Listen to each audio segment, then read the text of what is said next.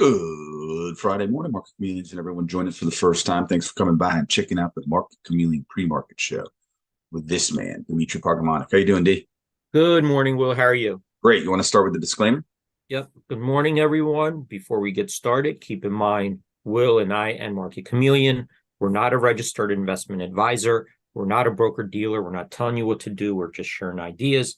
If you need advice, call your registered investment advisor, call your broker. That's what they're there for. There's the disclaimer. Excellent. And with that, let me share my screen here.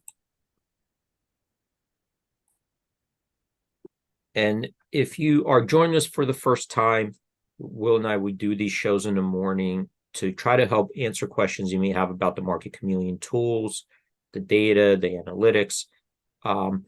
If you have a question, type it into that live chat on YouTube. Will's looking at it. He'll read it back to me. And to give you guys a couple minutes to put in those questions, we'll start out looking at the pre-market report to see if we could get insights, what's going on in pre-market hours, and then we'll move on to the questions. Okay, so pre-market report. These are trading in a pre-market hours. We have this calendar view up top, and this lets you go back in time. If you want to click on a historical date to see what happened in the pre-market, you can do that. Today, December 8th, this is what's going on so far. We got 322 stocks trading higher in the pre-market hours, 344 stocks trading lower. As far as volume goes, we got 73 million shares trading on up volume versus 119 million on down volume. And if we convert that the volume to dollar value, we have $654 million worth of stock trading higher versus $2 billion worth of stock trading lower. So a little bit of a mixed bag, I would say. So far in the pre-market, it seems like it's leaning more towards the bearish side. And of course, if you look at these calendar, you could kind of just visually see what has been going on from a high level in the most recent days as a comparison. But let's look at it from a couple more angles, and then we'll move on to the questions. I'm going to come down here, and we have a list of our most active stocks in the pre-market hours, our biggest percentage gainers and biggest percentage decliners. We have 47 stocks that made our percentage gainers list and 20 on our biggest percentage decliners list. And with the list here,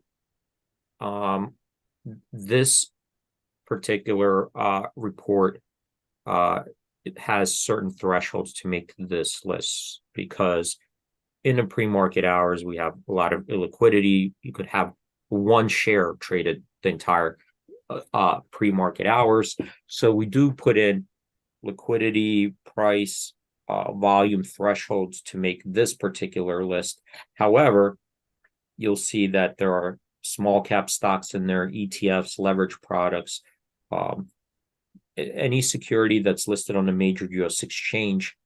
If it's trading in pre-market hours and meets those thresholds that we set, it could make this list. So to narrow it down to a smaller group of stocks, we could use the filters above. If you have a watch list, we can filter by your watch list. We're going to use this filter as an example, an ETF. I'm going to click on it. There's a drop-down menu, different ETFs to choose from. We're going to pick this one, SPY, which is the S&P 500 ETF. And the list below gets filtered by stocks that are holdings in the SPY ETF. Okay, so here we have, which are the S&P 500 constituents. So here we have 11 stocks trading that made our percentage gainers list. Basically met those thresholds for price change, volume, liquidity. 11 made our biggest percentage gainers list, 5 on our decliners list in the S&P. So this shows a little bit of a different perspective that there's a little bit more bullishness than bearishness if we compare the percentage gainers versus percentage decliners list. So different ways of looking at it and analyzing it. I would say mixed bag. We saw indications that's a little bit more bearish, indications a little bit more bullish. So a little bit of a mixed bag in a pre-market, neither here or there, I would say. So we gave it a couple minutes. Well, if you have questions, I'll take them now. We did. First place Jim had a series of questions, and I'll read through them. It starts, Will, can you have D review the Theo payout diagram and how to utilize the IVL percentile sidebar? So then I asked, in particular, my question is for Adobe, ADBE. Okay. It is currently at 78%. Do I adjust the slider to 80% to look at potential payout, or do I set it for what I think will happen at expiration? So then I asked him about a trade. What is he looking at? So he's looking at an ADBE, Adobe. He's looking at a double calendar, short December 15, 65, or excuse me, 650, 570, long the D's 22, 650, 570. Okay. And then he says it has earnings on December 13th. And I know with the CAL, I'm assuming that's the calendar or calculation, you want IV to increase, or I want IV to increase, I guess. But if you hold through earnings, the crush is around 6%. He's saying this is the basis for my question. I guess he wants to be able to adjust it and look through that. Okay. So yeah, no, that's a really good question. Actually, that's a pretty, and it makes me happy because I see that he went pretty deep into the analysis using. Yeah, we'll go. Jim's the first one on every day, so okay. No, so thank you for the question. What were the expirations? It was a calendar spread. It was a calendar, double calendar, short December 15th, 65, 650, 570. Okay. Long the December 22, 650, 570. Okay, so short December 15th, long December 22nd. Yeah, 650, 570. Okay, so 655. Let me just do the calendar spread to make it easier. So I think he said the double calendar spread. That involves 4 legs, but let's just do 2 legs.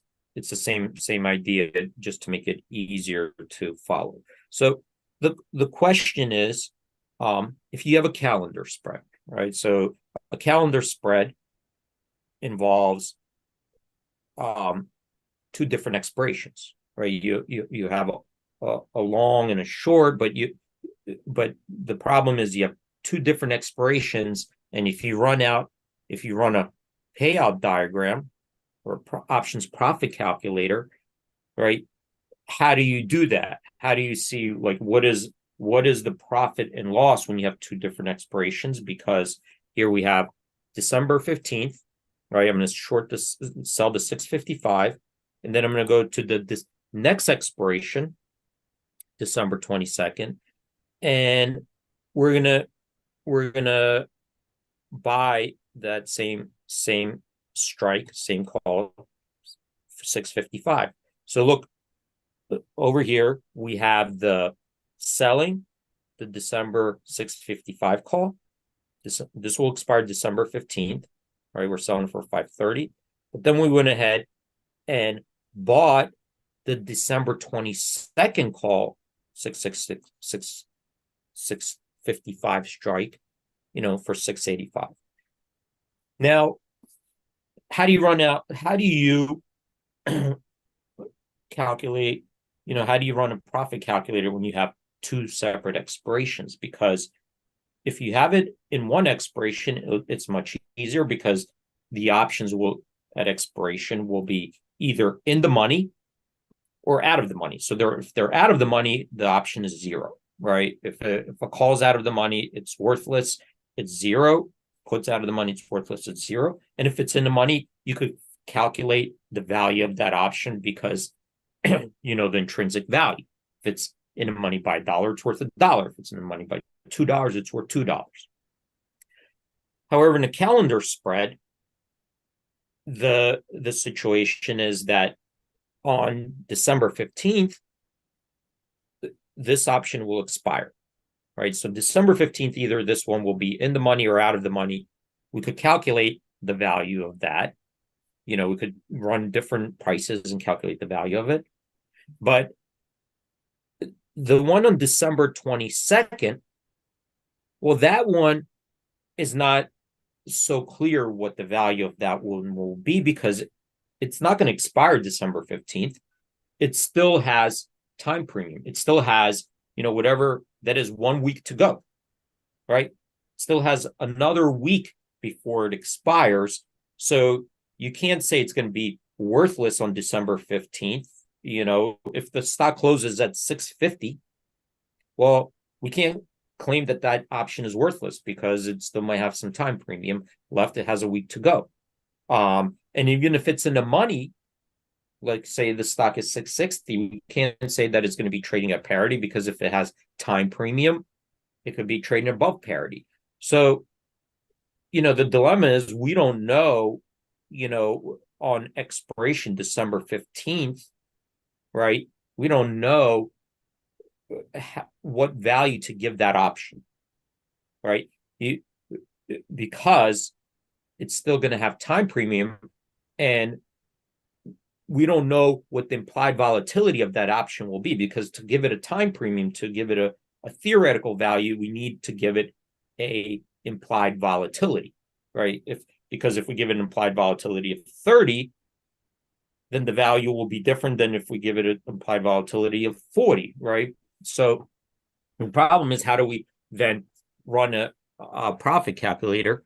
And we can't run a profit calculator December 22nd because this option will have expired a week prior, right? So we can't assume, once this option goes away, December 15th, right? It's done. It's either going to be in the money or out of the money. It's either going to be worthless or it's going to be in the money, could convert into a stock if you don't close out of it. But, we can't run an options profit calculator December 22nd because this particular strategy is going to stop at December 15th. Once that first leg of the strategy expires, that option goes away, right? It'll either convert to a stock or it'll be worthless, but it's going to be a different strategy. So we have to run it to December 15th. That's when when this strategy ceases to be a calendar spread. Okay, so now we have the situation where we're going to run it for December 15th expiration, right? So we're going to calculate that. We're going to run this. We're going to run the payout diagram. So you can see here, this is going to cost you $1.55, right? And hopefully you get it better because, like, you could see that the bid and offer is pretty wide here. The midpoint's $1.20.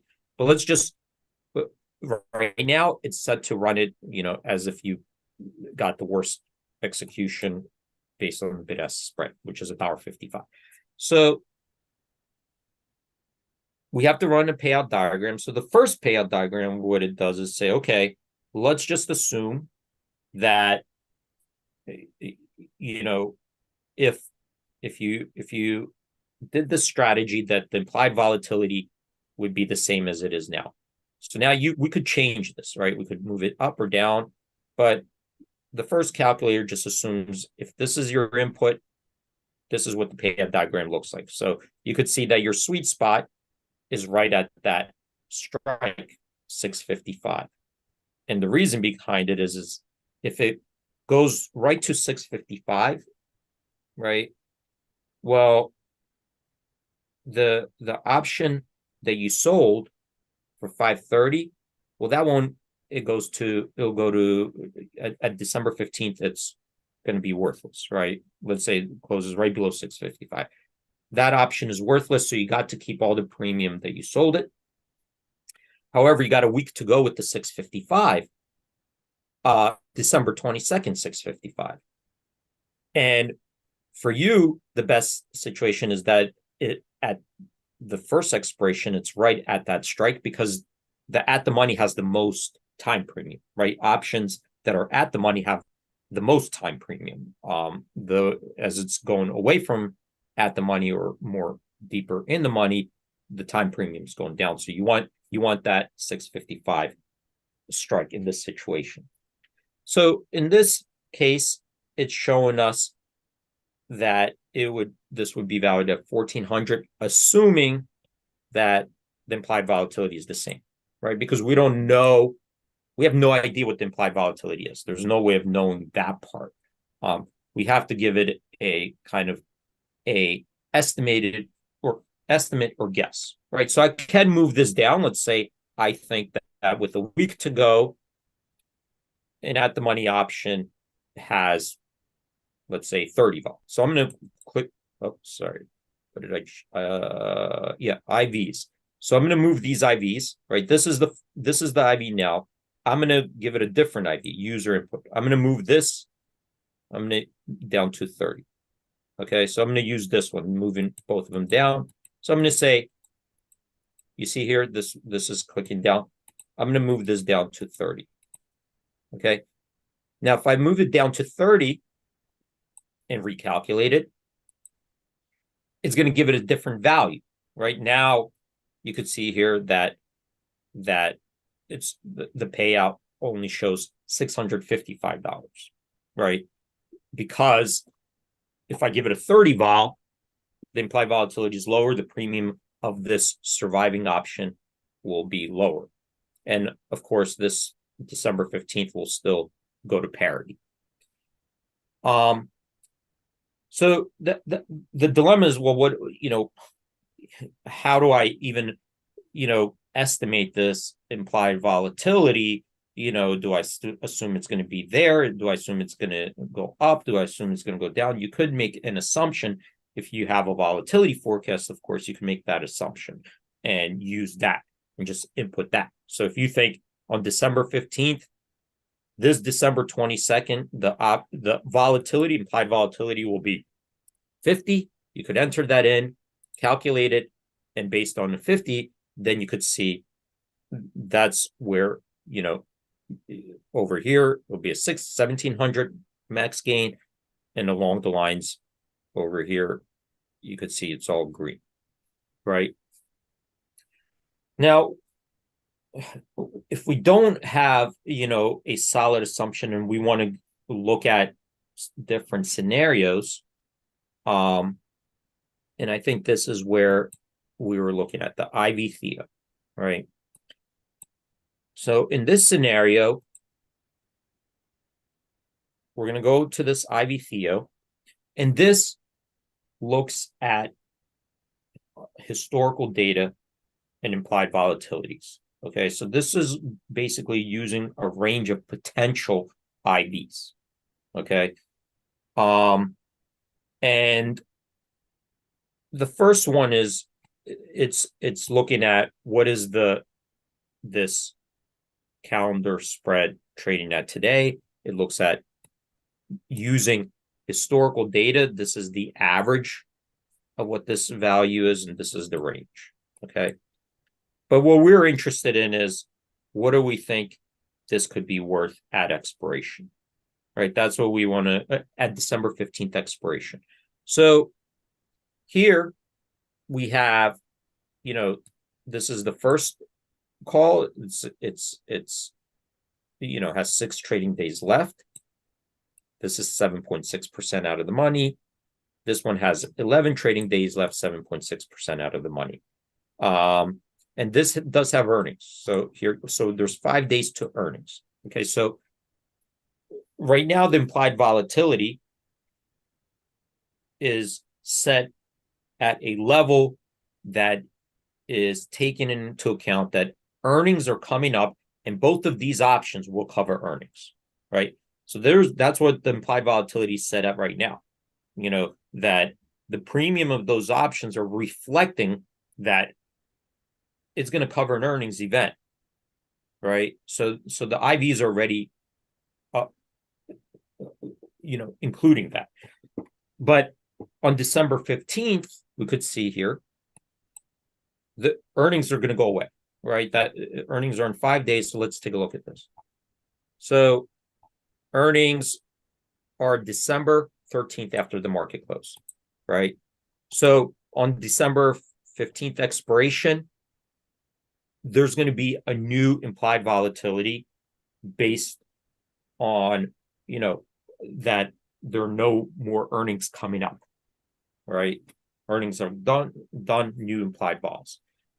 So we can't just assume, like we did over here, that on December 15th, that the implied vol will stay at 42, because this is this is including an event, and afterwards there's not going to be an event. So let's come back here. So unless we have a good idea where we think it is, you could change it over here like we did. But we are going to look at this payout diagram here. And what this payout diagram does is the following. It says, okay, I'm going to go to December 15th, right? And I'm going to say that on December 15th, this option has a week to go. So I know that this will expire, right? So that one is easy. On December 15th, there's no, it's either going to be worthless or in the money. But this option over here is going to expire, right? This option will be, I'm sorry, this option will not expire December 22nd. It's still going to be on the board, and it's going to have an implied volatility. And if I wanted to use historical data to potentially see where would this implied volatility be, this slider here, it's set to the 50th percentile. And what it's saying is that this option on December 15th will have whatever, let's say 7 days to go, right? Or 5 trading days, whatever.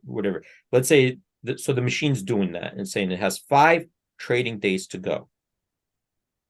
And if we look at a similar option with 5 trading days to go that doesn't have an expiration, if we looked at our historical database, right? Because as the options, you could see, as the options get closer to expiration, the implied volatility changes, and based on where the strike is, it changes. So with 5 trading days to go and there's no more earnings,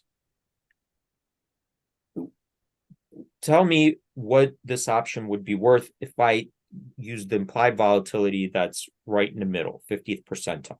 So half of the implied vols are below, half the implied vols are higher when we use our historical database. So it's set right at the 50th percentile. So this is what it would look like, the payout diagram. Okay. So the 50th percentile would be 36.4. Okay, so it's showing you what it is now. So right now it's 45.5, but keep in mind it's also using earnings data, right? So right now the machine knows that there's an earnings coming up. It's looking at the implied vols that include earnings. Okay, so where does it think it's going to be December 15th? Well, if we looked at the 50th percentile, it would be 36.4. Okay, and you could see it gives you the average, the max, min, but this is the 50th percentile, 36.4. So if we use that and assign that option 36.4 VA, this is what the payout diagram would look like. Okay. What if we want to change that, though? What if we think, okay, you know what? In December, we think implied vols will be lower. We think it's going to be in a 20th percentile, right? Let's assume that we think it's going to be even lower than the 50th percentile. So let's move that and see what this looks like. All right, so this gives you the ability to compare it, right? So let's go to the 20th percentile. I'm going to click reload.